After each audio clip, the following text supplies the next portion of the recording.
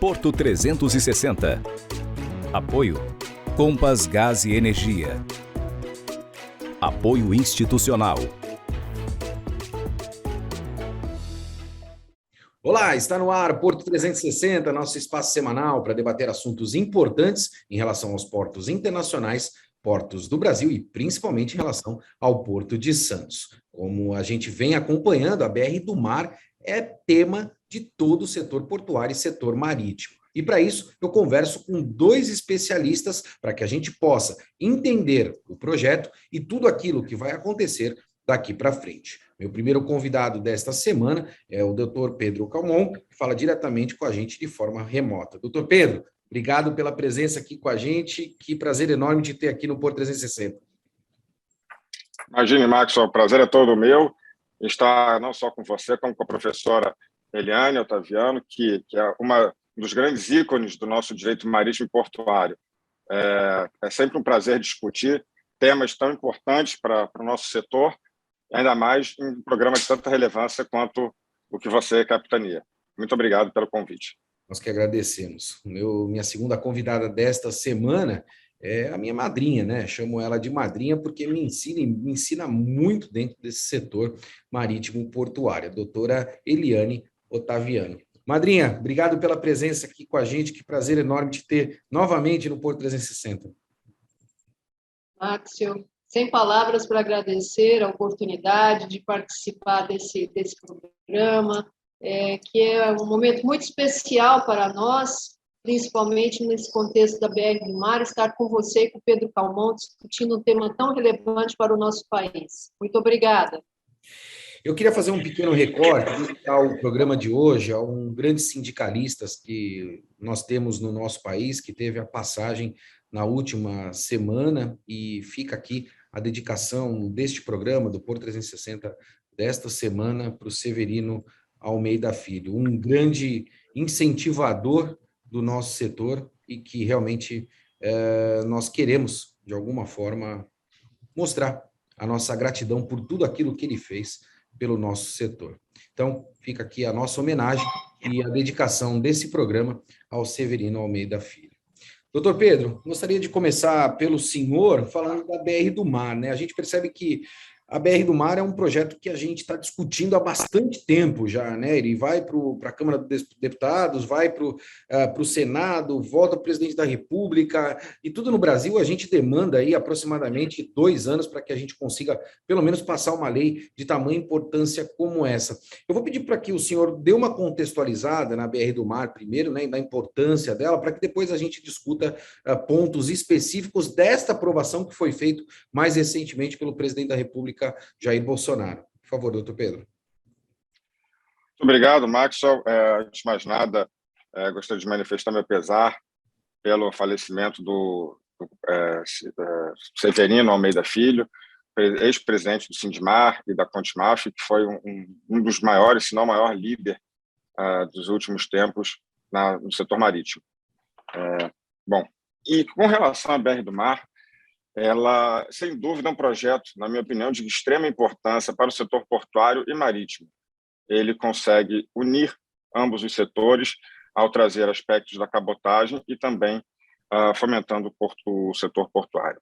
Com algumas ressalvas que poderiam ser melhor exploradas, no meu entendimento, como os incentivos fiscais e desenvolvimento da indústria naval, eu acho que, realmente, a importância da BR do Mar é ímpar, pois o Brasil é um país de dimensões continentais.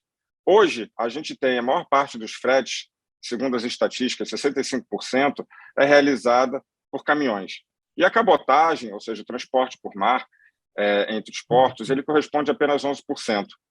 Segundo os dados que o governo trouxe com essa BR do Mar, espera-se um aumento de até 40%, ou seja, um volume de contêiner transportado por ano entre os portos, que vai de 1,2 bilhões de contêineres de 20 pés para cerca de 2 milhões. E, sem dúvida, fomentando esse modal, ajudará a diminuir o custo de frete, aumentar a eficiência, fomentar emprego e também preservar o meio ambiente, porque, em termos ambientais, é muito menos poluente um navio do que uma quantidade enorme de caminhões percorrendo as nossas estradas. Uma estatística que eu acho bastante interessante, sempre trago, é de que 90% dos bens no mundo são transportados por navio. Ou seja, a gente ainda tem muito que crescer e projetos como esse, sem dúvidas, vão colocar o nosso setor no holofote positivo da mídia e fomentando o crescimento. Por fim, eu entendo que aumentando o número de navios, aumentando a possibilidade de transporte, não só diminuindo o custo, também vai fomentar os empregos. Isso é bastante importante porque o emprego gera renda, a renda, obviamente, vai gerar um desenvolvimento maior para o nosso país. Pedro, eu vou pegar a opinião da doutora Eliane Ottaviano, né? Porque, na verdade, eu percebo em muitos projetos, principalmente dentro do nosso setor, né? Ele se inicia de uma determinada maneira e de um determinado tamanho, e aí ele vai esvaziando ao longo do processo, né? Nós tivemos dois impactos significativos, você falou em relação ao emprego, você falou em relação ao investimento, que foram vetados, né, pelo presidente da República, Jair Bolsonaro, que é o reporto e a questão, principalmente, das tripulações.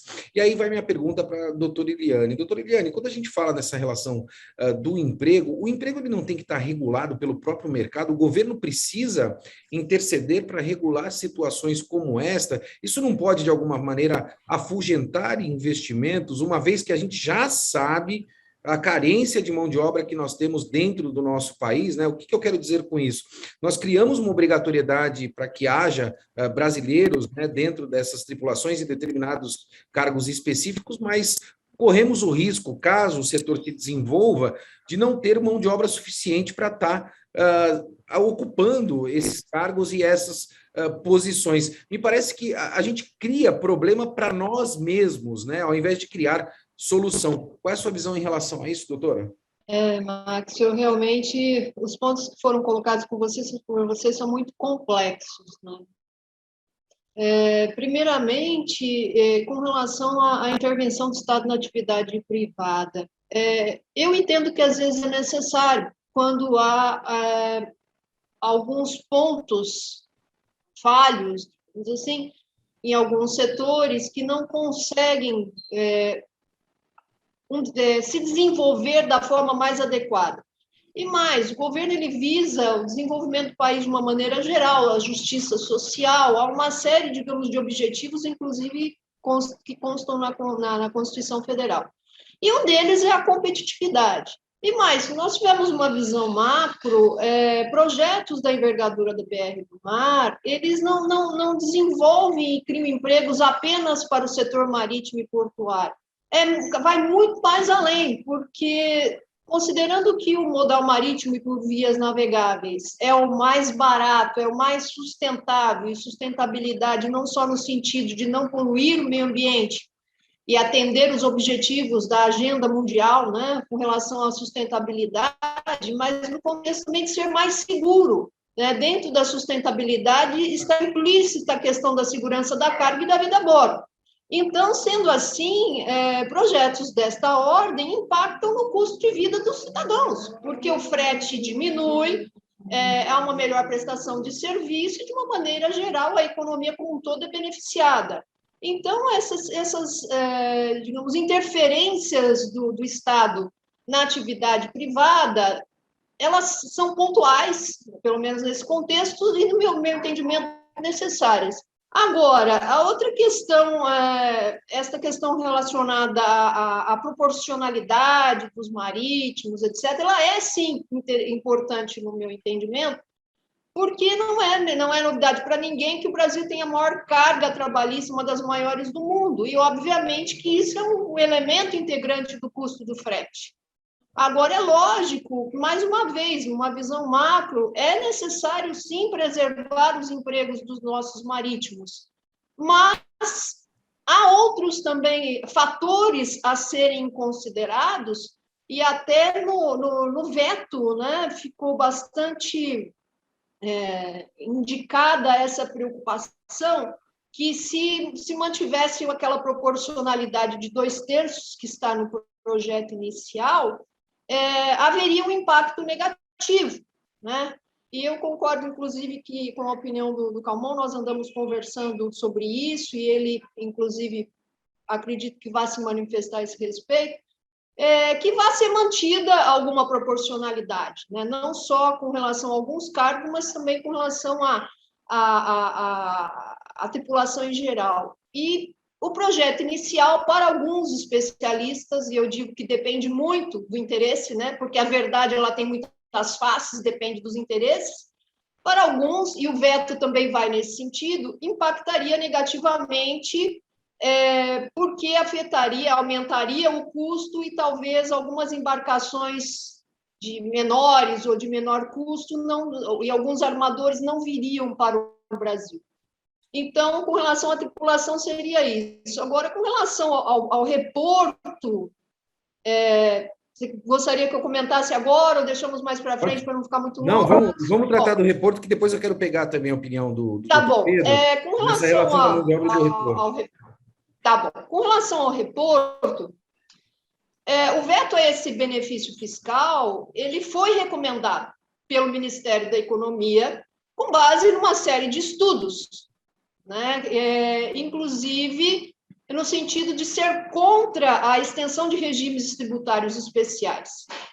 Ele era defendido pelo ministro da Infraestrutura, mas, enfim, nas justificativas do veto, foi destacado que essa proposição legislativa ela incorria em alguns vícios, inclusive de inconstitucionalidade, e contrariava o interesse público. Por quê? Porque implicaria em renunciar à arrecadação de algumas receitas, sem que houvesse apresentação de uma estimativa do impacto orçamentário e financeiro destas medidas, de certa forma, compensatórias, né?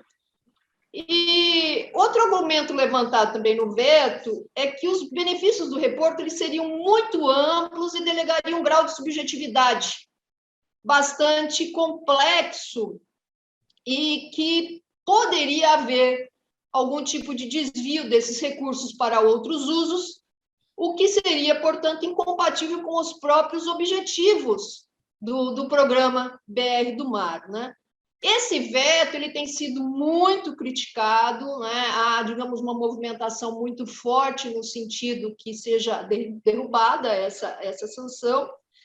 E, inclusive, o nosso querido amigo, o economista Gessner Oliveira, que é colunista, né, da Tribuna também, assim como eu, com muita honra, ele escreveu um artigo que ele comenta um aspecto muito importante. Ele diz que, realmente, esse veto ele cria uma assimetria no mercado, com os cortes a esses benefícios fiscais, distorções, e causa, digamos, distorções na estrutura tributária.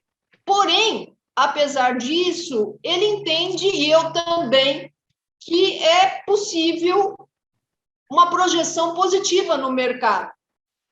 Porque, na realidade, como haverá demanda, os investimentos terão que vir. Agora, uma coisa muito importante, na minha opinião, é que o sucesso de um programa ele não depende só de regulação e regulamentação. Ele depende também, lógico que regulação e regulamentação são fundamentais, mas há necessidade de um projeto desenvolvimentista e de políticas públicas que implementem, digamos, algumas medidas que não necessariamente através da lei. Então, o veto ao reporto, ela foi negativo? Foi, mas nada impede que sejam adotados outros programas, políticas públicas de fomento e desenvolvimento para a atividade marítima e portuária.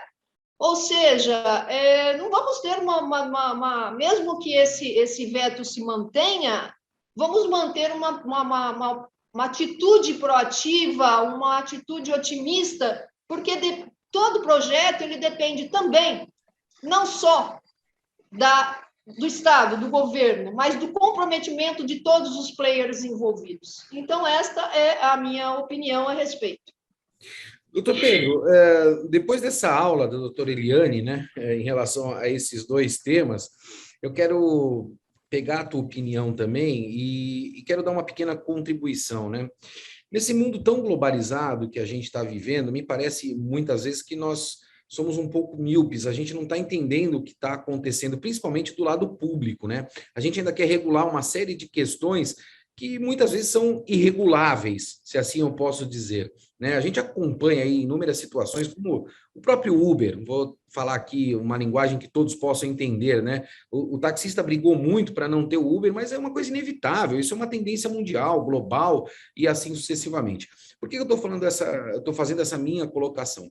Primeiro que eu acredito, francamente, que a gente vai ter um apagão de mão de obra nos próximos anos, fruto dessas novas funções que irão existir. Por exemplo, a gente está tratando aqui da BR do Mar, evidentemente que um projeto como esse vai gerar novos postos de trabalho. Esses novos postos de trabalho estarão atrelados à tecnologia, é inevitável isso, né? E vão demandar também novas posições para capacitação e mão de obra. Por isso que me preocupa muito quando a gente começa a vincular uma coisa na outra, né? Eu, particularmente falando, vejo aqui muitos terminais e até propriamente o setor portuário marítimo se utilizando de mão de obra de outros países, né? A gente está no mundo globalizado, reuniões remotas e assim sucessivamente. Então, isso me preocupa muito quando a gente obriga uma determinada situação, né? Porque é a relação realmente das tripulações, né? E a gente não está olhando aí por trás do muro, né? Capacitando cada vez mais para que haja demanda.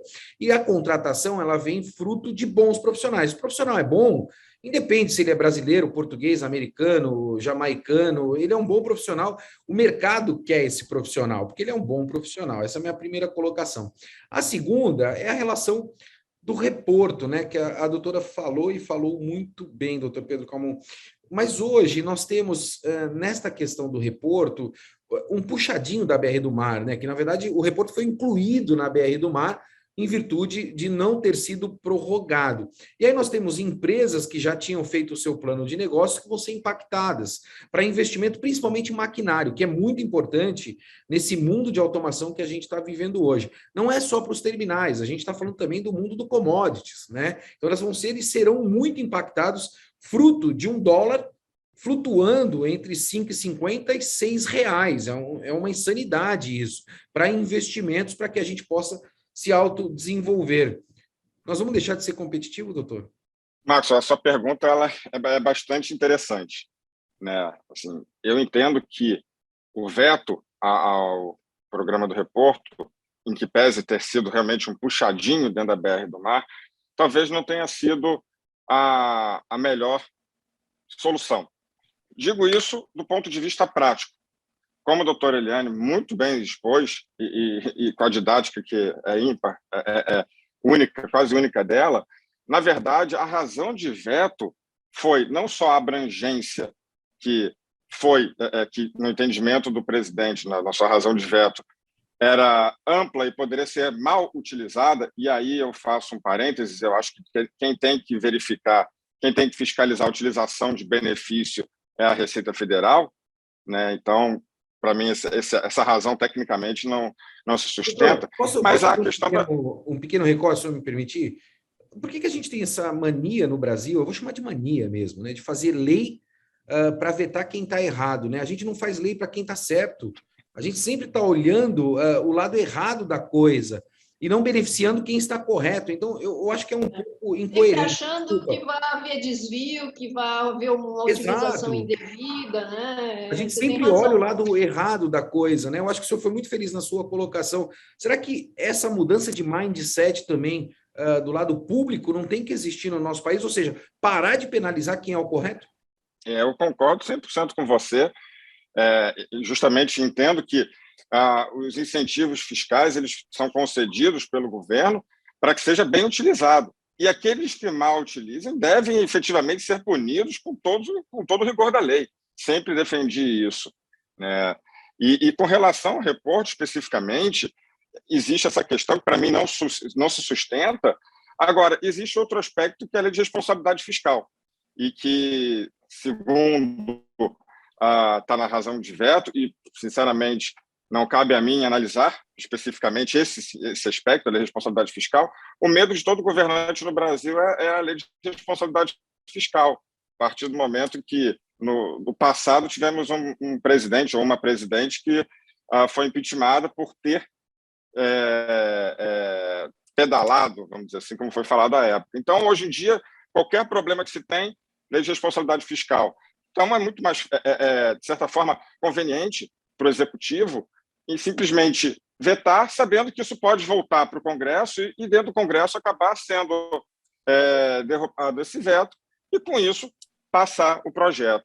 Eu, sinceramente, como eu falei, eu acho que o programa de incentivo fiscal, tal como o Reporto, ele é fundamental para fomentar desenvolvimento e possibilitar a requalificação, modernização, aumentar a capacidade de trabalho, gerar maior eficiência nos portos e, obviamente, a consequência disso tudo é a redução de custo para todos, que reflete na população de modo geral. Lembrando que todo incentivo fiscal ele é passado diretamente ou para o contratante ou para o consumidor final. Então, no nosso caso do Porto, a gente está falando basicamente, embora a gente trate também de cabotagem, a granéis líquidos, sólidos e todo tipo de carga, mas a maior parte que isso entende-se obviamente, commodity e container. Então, vai ser repassado para a população de modo geral essa, entre aspas, perda de incentivo. É muito importante a gente ter em mente que em 2004, quando foi criado o Reporto, a gente tinha uma situação nos nossos terminais portuários muito diferente do que é hoje. Não existiam muitos portainers, aqueles guindastes ship to shore, aqueles guindastes enormes, né? Não existiam muitos portainers no Brasil. Você importava tinha 2 a cada terminal, 1 a cada terminal, uma ineficiência incrível. Hoje em dia, existem muitos portainers dentro do Brasil, e um equipamento desse custa em média de 10 milhões de dólares até 40 milhões de dólares, dependendo do tamanho, dependendo do seu tipo. Então, quando você vai fazer uma importação, você considera, como você muito bem expôs, variação cambial. A gente só compra dólar ou euro. E hoje o dólar está a 6, o euro está a 7, 8, sei lá, independente disso. São valores muito grandes. A carga tributária nossa já é alta. E imagine uma carga tributária alta calculada sobre o valor do dólar, ou seja, é mais alto ainda. Então, eu entendo que é extremamente importante programas de incentivo fiscal, benefícios fiscais, seja Reporto, no caso do Repetro também, para a suspensão da exigibilidade dos créditos tributários. Então, é uma pena, no meu entendimento, ter ocorrido esse veto. Mas, como eu falei, esse veto pode vir a ser derrubado, isso pode ter sido um veto político, no sentido de não se discutir a lei de responsabilidade fiscal. Simplesmente o Executivo vetou. E aí, o Congresso, cabe a ele fazer essa análise, né, legislativa, análise legal do veto, e pode até acabar derrubado. Existe um movimento parlamentar muito grande nesse sentido. A própria Frente Parlamentar de Logística do Congresso já se manifestou no sentido de que é favorável a essa derrubar esse veto. Então, é bem possível que isso vá ser derrubado, óbvio, a gente está especulando. Mas eu entendo, tal como a doutora Eliane muito bem expôs, que investimentos não deixam de ser feitos porque não há benefício. Mas o custo fica mais alto para o usuário final e, em última análise, a nós, a população, e também, obviamente, a celeridade desses investimentos são muito menores, porque você tem que fazer dinheiro para gastar o dinheiro. E isso, obviamente, também acontece com todo o empresariado. Então, o crédito está difícil, não é tão simples você ter crédito no mercado, você ter crédito com os bancos, e seja nacional ou internacional, e, obviamente, tem um custo disso tudo. Então, eu só acho que deixar de haver investimento é difícil, mas eu entendo que haverá uma desaceleração nesses investimentos e um aumento do custo total que vai ser repassado para nós.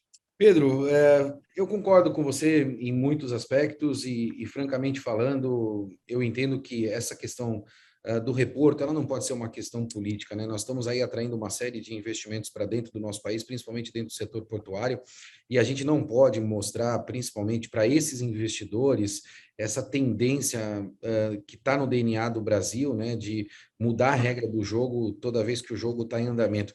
Eu sempre costumo comentar, as pessoas sempre falam sobre isso, né, sobre esse exemplo que eu dei, que em certa oportunidade eu li, que aqui no Brasil o jogo é basquete, né, você está ali no garrafão para fazer aquela cesta decisiva, quando o juiz apita, diz que você está com a mão na bola, e o jogo mudou, agora não é mais basquete, é futebol e dá pênalti para o adversário. Então é mais ou menos assim que funciona no nosso país em relações como essa. A gente fez um desgaste e gastou um tempo enorme com a aplicação do reporto dentro da BR do Mar, na expectativa de aprovação desse incentivo, e, na verdade, ele foi vetado. Eu acho que a gente deu um passo para trás, talvez para que possa haver o equilíbrio, como você disse, fiscal, né, evidentemente, para que não haja a responsabilização do presidente da República. Então, a gente fica patinando, né? Eu costumo dizer que a gente enxuga gelo no nosso país. Doutora, a senhora tem essa percepção também? Foi um veto político, né? Não só a questão do reporto, e quanto às tripulações e perspectivas, né? De embarcações ou construção de embarcações com a aprovação do BR do Mar no nosso país. Como é que a senhora está olhando isso e acredita que realmente esse projeto, da forma como ele foi aprovado, vai definitivamente impulsionar esses pilares que são não só o emprego, mas também a indústria naval no nosso país, doutor? Márcio, realmente, inclusive eu enxergo um contrassenso, né?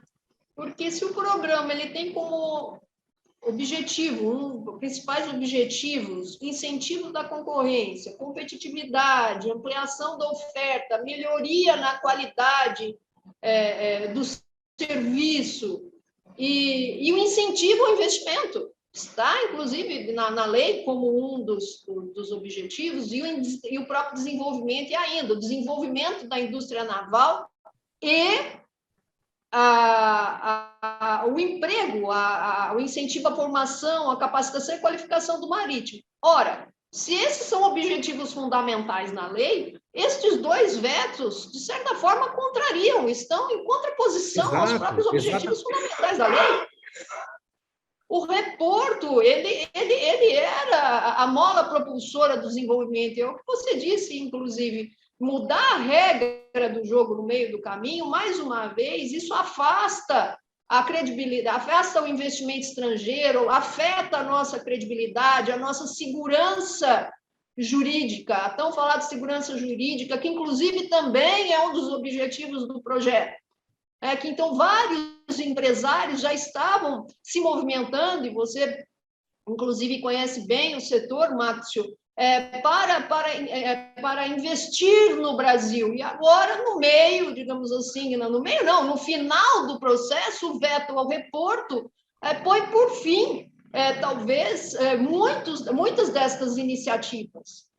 Eu, particularmente, acredito que, se o reporto foi vetado, eu quero ter uma visão otimista que outros programas dentro de políticas públicas já estejam sendo pensados até melhores que o reporto, mas sabendo o quanto o Brasil demora, talvez, para implementar determinadas medidas, e mais, em sendo ano de eleição, isso me preocupa. Seria muito mais adequado, dentro, inclusive, dos pilares do próprio programa, que o veto ao reporto não fosse feito, ainda mais com esses argumentos, que é o que você disse, né? Já está pensando em desvio de recurso. Ora, isso não é uma preocupação que se deve pensar, deve-se pensar na geração de emprego, no desenvolvimento, no status do país, no comércio internacional, na competitividade, mas, enfim, o veto foi baseado na posição do Ministério da Economia. Deve ter, digamos, vamos considerar que devam haver motivos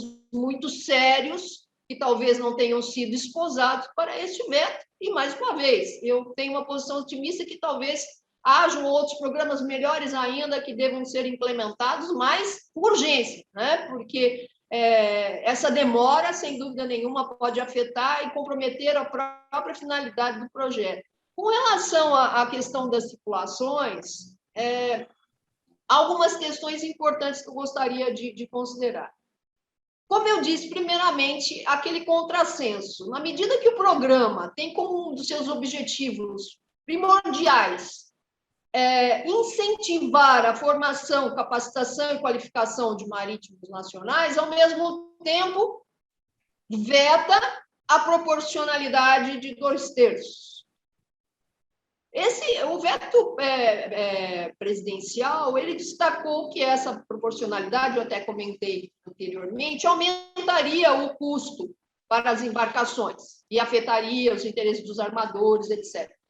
Ok, mas então como cumprir, então, o objetivo de incremento da indústria naval e de capacitação e de formação. Formar marítimos para quê? Mais marítimos se eles não vão ter trabalho?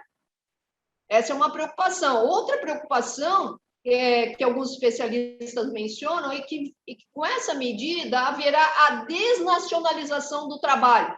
E os sindicatos estão se movimentando de uma maneira bastante eficiente para tentar derrubar esse veto. E alguns, inclusive, têm mencionado que a inexistência dessa obrigação legal vai causar desemprego no setor. Mas, de certa forma, haverá, sem dúvida nenhuma, um impacto negativo nesses benefícios sociais, e a grande preocupação é que os nossos marítimos brasileiros sejam contratados por estas embarcações, mas em condições bastante precárias, principalmente com o fenômeno que acontece, similar, né, ao que acontece às bandeiras de conveniência, os navios que ostentam bandeira de conveniência, estes navios, eles não oferecem condições dignas de trabalho. Então, esta é uma das preocupações. Não estou dizendo que os navios de bandeira de conveniência vão atuar na cabotagem, porque essa é uma outra questão, que serão adotados de bandeira brasileira. Estou fazendo apenas uma análise, uma analogia ao que acontece com as condições de trabalho destes marítimos a bordo de embarcações estrangeiras, e que há uma série de denúncias de trabalho em condições análogas à escravidão, enfim. Então, esta é uma preocupação, e não é só essa a preocupação, é que mais de 80% dos acidentes da navegação acontecem por erro humano, e as condições de trabalho a bordo, elas são fundamentais para a segurança da navegação. Então, há que se haver essa visão macro, né? Porque o marítimo, quando ele é bem tratado, ele tem condições de trabalho adequadas, o nível que se espera da prestação de serviço, logicamente, é outro de quando há condições precárias. E se nós estamos com um projeto desenvolvimentista, bons marítimos em boas condições são fundamentais. Então, estas são as considerações, né, que eu teria a mencionar com relação a esse estímulo ao desenvolvimento da indústria naval brasileira e condições de trabalho dos marítimos. Eu fico com a impressão, né, que quando o projeto BR do Mar ele foi lançado, o setor ficou muito motivado com o projeto. Esse projeto, ao longo do tempo, ele vem sendo esvaziado até a sua aprovação agora. E eu percebo um descontentamento bastante grande por parte de muitas pessoas. É uma pena, né, porque, na verdade, as pessoas e o mercado, né, ficam muito motivados, geram uma expectativa gigantesca e, infelizmente, no final, a gente não consegue atender estas expectativas que são colocadas inicialmente. Doutor Pedro, a gente está chegando ao final do nosso programa, mas eu queria te perguntar, né, você que atende o mercado e tem uma série de empresas já pensando na BR do Mar, está valendo, né? Como é que as empresas já podem se beneficiar desta nova lei, né? Está tudo certo, tudo redondo, a partir de hoje já está valendo ou não? Ainda temos dificuldade para a implementação da BR do Mar no nosso país? Ô, Maxon, bom, primeiro aspecto, o que vale nem sempre está valendo, né? Então, obviamente, foi publicada, vale, já está em vigor, sobretudo as alterações legislativas que ela trouxe, 9432 e demais. Só que muitos aspectos da lei da BR do Mar, ela é passível de regulamentação, seja por ato do Poder Executivo, seja por uma regulamentação específica através de decreto, ou seja, é uma lei que vai ter a sua discussão durante muito tempo ainda, no meu entendimento. Não vai ser de fácil aplicabilidade, de imediata aplicabilidade, sobretudo nos benefícios que, tecnicamente, a BR do Mar traz. Fazendo um pouco retroagindo um pouco no que você falou sobre essa questão de apagão de mão de obra e desenvolvimento profissional, eu entendo que é muito importante. A BR do Mar, nesse sentido, trouxe elementos muito importantes, em que pese, como eu acabei de falar, ainda ser passível do ato do Poder Executivo para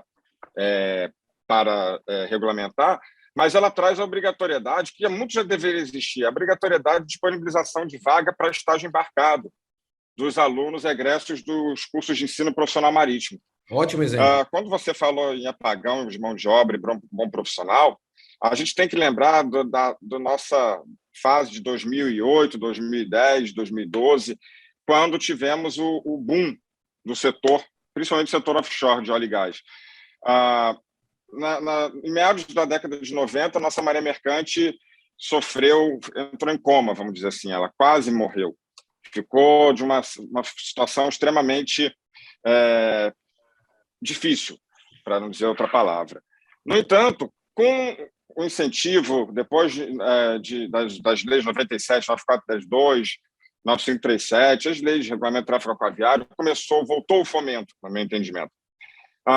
Com o boom do óleo e gás, nós começamos a aumentar a nossa quantidade de embarcações no Brasil, operando em águas jurisdicionais brasileiras, né?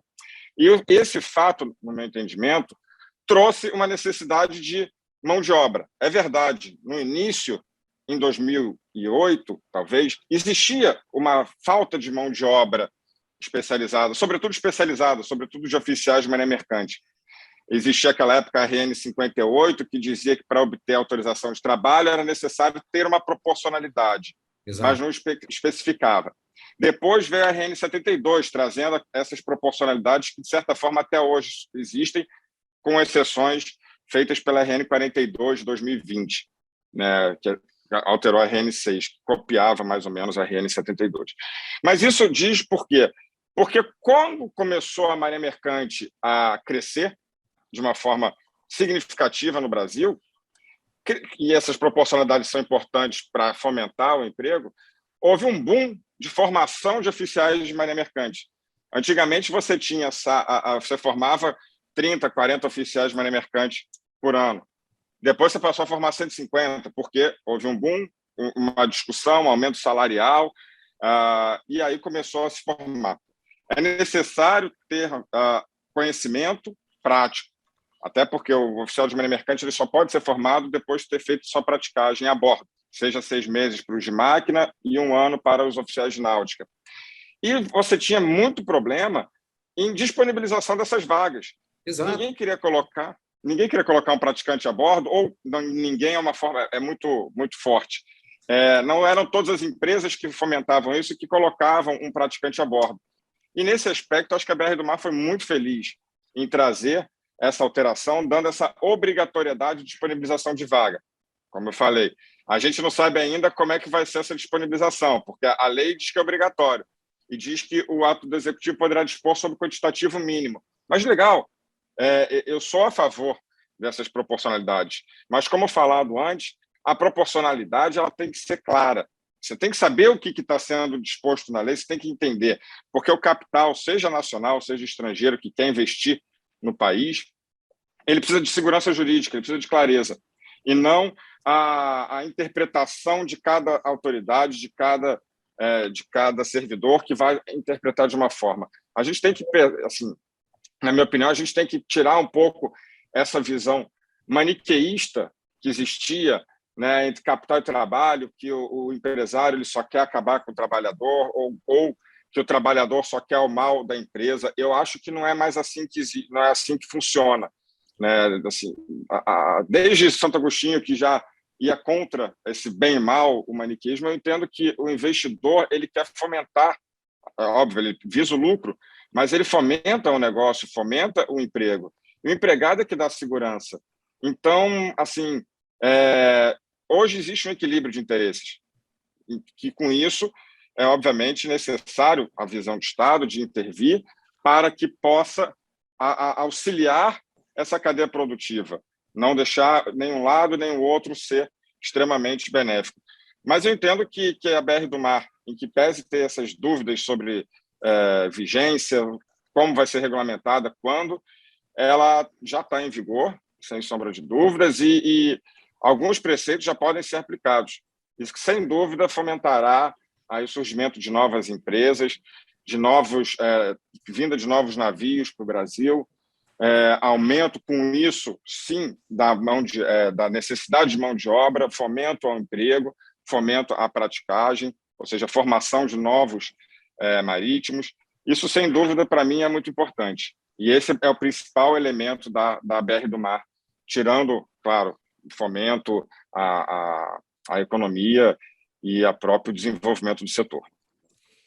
Francamente falando, depois dessa aula dos dois, né, eu saio com a nítida impressão de que a BR do Mar, apesar de ser uma lei federal, ela vai depender da interpretação de uma série de agências e órgãos do nosso governo, como a gente já está habituado, dentre outras questões, né? A gente não tem uma clareza muito grande destas leis, e aí a gente fica suscetível às interpretações, e aí a gente precisa esperar cenas dos próximos capítulos. Eu, numa reunião na semana passada com um grupo de americanos, eles me perguntaram a respeito, né, das questões legais aqui no nosso país, e eu falei que a gente é um país republicano, democrata, monárquico, socialista, capitalista. Então, você precisa se adaptar a todas essas situações para que você possa conseguir navegar no nosso país quando você está olhando para o investimento. Doutora Eliane, muito obrigado pela sua presença aqui junto com a gente. Madrinha, eu adoro bater papo com você. Obrigada, meu querido afilhado, meu amado afilhado. Eu adoro bater papo com você, sempre aprendo. Espero que você volte o quanto antes aqui no Porto 360. Será sempre uma honra.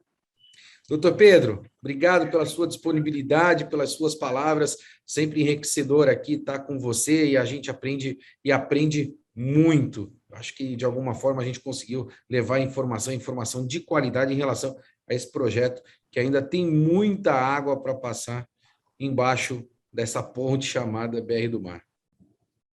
É verdade, Marcos, eu agradeço a você o convite e só faço uma parte. Quem tem que aprender somos nós com a professora Eliane, que é a nossa grande doutrinadora, né, que fomenta a academia, o desenvolvimento, não só, a gente está falando aqui da BR do Mar, mas tinha que ter a BR da doutora Eliane, BR da MLAW, porque ela fomenta o estudo acadêmico. Se não fosse ela, talvez teríamos mais defasagem, mas sem dúvida ela é uma das grandes fomentadoras da academia, assim como você, através do seu programa Porto 360, que através de uma linguagem muito objetiva e muito clara, sem esse juridiquês chato, né, leva para a população em geral e, sobretudo, para as pessoas envolvidas, o conhecimento e a possibilidade de discussão das matérias ligadas ao porto e, obviamente, ao direito marítimo de modo geral. Muito obrigado, Marcos. Parabéns, mais uma vez, pela iniciativa. Nós aqui agradecemos. Pedro, você me deixou muito emocionada, porque tanto você como o Max, mas eu nada seria sem o seu apoio, Pedro, um dos nossos melhores professores, incentivador da minha carreira, o seu pai, o escritório de vocês, um dos maiores escritórios do país, reconhecido internacionalmente, e o Max, esse meu querido amigo, né, meu afilhado, e com esse programa maravilhoso de uma audiência especialíssima, né, e qualificada. Então, eu só tenho a agradecer, estou parcialmente emocionada. Muito obrigada. Você quer saber quem é a doutora Eliane? Corre lá no site da Tribuna, na coluna Opinião, procura o meu nome lá, Maxwell Rodrigues. Eu escrevi um artigo chamado A Madrinha das Madrinhas. E aí você vai conhecer um pouco a respeito do trabalho da doutora Eliane. Eu vou ficando por aqui, como você bem sabe, movimentando muito mais do que informação. Um forte abraço e até semana que vem.